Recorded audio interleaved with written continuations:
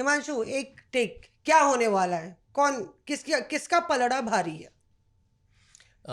और ये भी बता देना आरके सिंह जाएंगे कि नहीं जाएंगे। नहीं देखो, आरके सिंह जाएंगे नहीं जाएंगे, मैंने शायद पिछली बार एक किस्सा बताया था आरके सिंह का, वो मत रिपीट कीजिए। नहीं मैं इसलिए शायद मैंने बताया हो कि मैं बक्सर से लौट रहा था तो उनसे पूछा भाई आप क्यों नाराज हैं? आप कहाँ वोट करने आएंगे, क्योंकि मैं आरा में था पोलिंग के दिन। तो उन्होंने कहा कि भाई मैं तो संसद ये समिति की स्टैंडिंग कमेटी की मीटिंग में रहूंगा। मैंने कहा सर संडे तो कोई स्टैंडिंग कमेटी की मीटिंग होती नहीं। तो उन्होंने कहा समझ लीजिए आप समझ लीजिए कि मैं क्या कह रहा हूँ। तो 2015 में तो उन्होंने एलिगेशन लगाया था कि बीजेपी में टिकटें बिकती हैं, ये उनका ऑन रिकॉर्ड बयान है कि टिकट्स बिकती हैं, और उन्होंने वोट कास्ट नहीं किया था।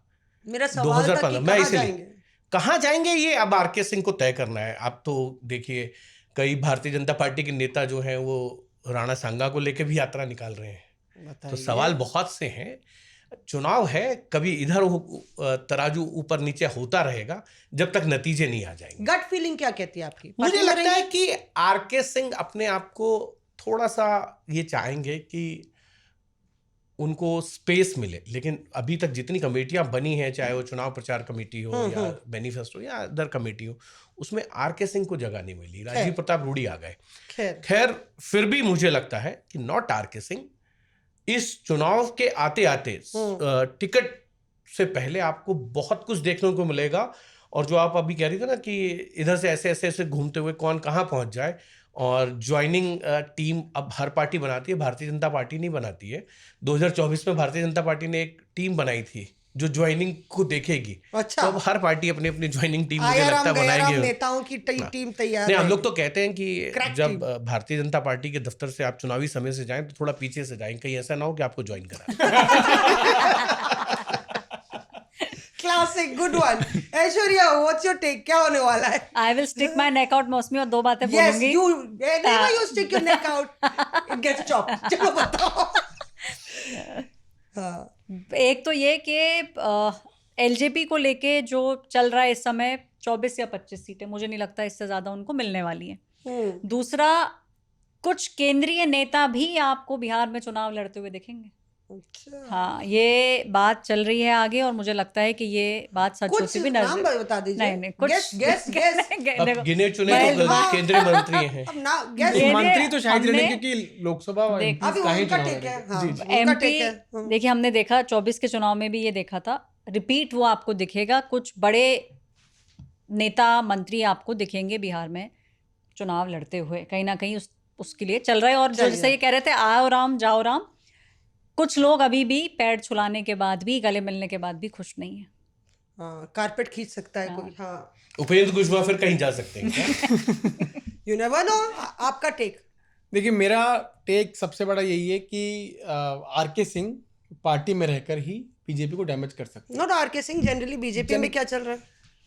एक चीज जो बहुत बड़ी मेरे को कहीं से पता चली है कि अब आ रहे हैं मुद्दे पे। जेडीयू के एमपीज जो है ना, उनमें से किसी एक एमपी के परिवार के लोग आरजेडी की टिकट पर चुनाव लड़ते हुए आपको दिखाई देंगे। ये है वो यादव साहब जिनको लेके ललन सिंह का बयान है। अच्छा।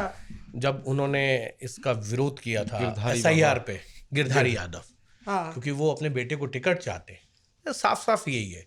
पर वो आरजेडी में ही रहेंगे क्या? ऐसा तो जेडीयू में है ना, वो जेडीयू में। सुनिए ना, अशोक चौधरी तो जेडीयू में है, उनकी बेटी एलजेपी से है। पर विरोधी नहीं है ना, मतलब उस तरीके से नहीं ना। अभी तो पाला एक ही है।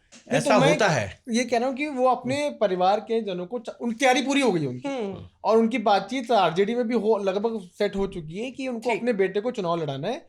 उनके बेटे अमेरिका में रहते हैं, कोशिश उनकी पूरी ये है कि उनको यहाँ पर लाकर अपनी जो पॉलिटिकल लेगेसी है उनको वो ट्रांसफर करें। ठीक है, कोशिश उनकी यही है। और ना सिर्फ वो, बल्कि कुछ ऐसे जेडीयू के एमपीज हैं जो बीजेपी का पूरा समर्थन कर रहे हैं, सपोर्ट कर रहे हैं कि कैसे बीजेपी का परफॉर्मेंस बेहतर। आपका take? Who's the dark horse? Who's the king maker? Amit? King maker तो इसमें चिराग बिहार में बहुत बड़ा रोल प्ले करेंगे। पिछले चुनाव में भी उन्होंने बहुत इंपॉर्टेंट रोल प्ले किया था, और यही वजह है कि इंडिया गठबंधन में भी अभी आखिरी तक एक और पार्टनर जोड़ने की पूरी कोशिश हो रही है। पशुपति पारस को कैसे कन्विंस किया जाए, क्योंकि चिराग का जो नंबर है, जो पासवान वोट बैंक है, उसका कोई तोड़ अभी तक इंडिया गठबंधन के पास नहीं है। +6% जो एनडीए जा रहा है अरिथमेटिक के हिसाब से पिछले चुनाव से, उसको किसी तरह से मैनेज करें। अब क्या पशुपति पारस मान जाएंगे कि आएंगे, कितनी सीटों पे आएंगे, और आएंगे तो कहाँ से सीट अकोमोडेट होगा, क्योंकि ऑलरेडी आपको वीआईपी के लिए जगह बनानी है, माले के लिए जगह बनानी है, और उसमें पासवान वोट बैंक को पता लगे कि वो आए हैं यहाँ, उसके लिए भी तो कंसिडरेबल सीटें उनको देनी पड़ेंगी। तो ये कितना वर्कआउट करेगा ये तो अभी अगले हफ्ते 10 दिन में ही मुझे लगता है शायद ये तस्वीर साफ हो जाए। क्योंकि तो बहरहाल पशुपति पारस की तरफ से शायद आरजेडी में बातचीत हुई है कि उनको 5 से 7 सीटें जो है रिस्पेक्टेबल मिले, लेकिन चिराग पासवान का 6% पिछली बार वोट था, उन्होंने 135 सीटों पे चुनाव लड़ा था। अगर आप उसको उस नजरिए से देखें तब उनके पास भारतीय जनता पार्टी आरजेडी वगैरह से बहुत से लोग आ गए थे, रेबल्स आए थे। लेकिन दूसरी तरफ अगर महागठबंधन को लॉस किया था तो वो ओवैसी, उपेंद्र कुशवाहा ने भी किया था। तो चिराग पासवान कोई बहुत बड़ा फैक्टर चुनाव में मुझे नहीं लगता, क्योंकि वो एक परिस्थितियां ऐसी थी कि आपने 135 सीटें लड़ी, दूसरी तरफ उपेंद्र कुशवाहा, आपको क्या लगता है कौन बड़ा फैक्टर होगा? मुझे लगता है अगर पूरे फैक्टर में देखो तो पीके इज ए फैक्टर। आपको क्या लगता है ऐश्वर्या फैक्टर? अब वो क्या पीके फैक्टर लगता है? पीके इज ए बिगेस्ट फैक्टर इस चुनाव। ऐश्वर्या आपका फैक्टर? पीके। चिराग पासवान। आपका? मैं अभी भी जो है पासवान वोट बैंक को लेके बहुत कॉन्फिडेंट हूँ, क्योंकि वो हाँ मतलब वो शिफ्ट नहीं होता है, वो गला कटवा देगा अपना, लेकिन वोट वहीं देगा जहां उसका सिंबल है पार्टी का। किसका? चिराग पासवान। हाँ पार्टी का। तो टू तो देखिए पलड़ा दोनों तरफ बराबर है।